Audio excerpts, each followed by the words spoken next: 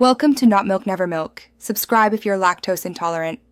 In this video, I will compare calcium carbide versus ethylene.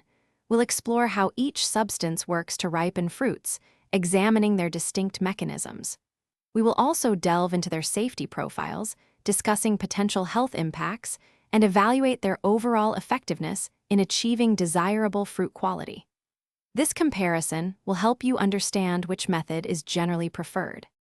Calcium carbide, when exposed to moisture, produces acetylene gas, which artificially initiates fruit ripening.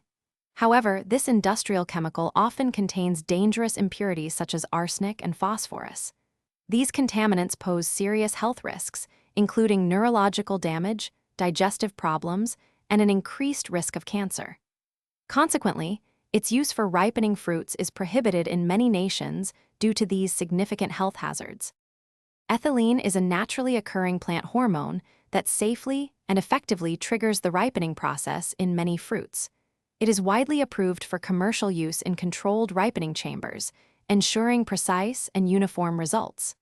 Unlike calcium carbide, ethylene does not leave behind any harmful residues, making it a much safer option for both consumers and handlers.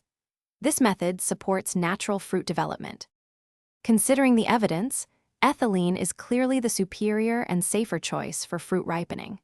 Its natural action and regulated use ensure high-quality, healthy produce without the dangerous contaminants found in calcium carbide.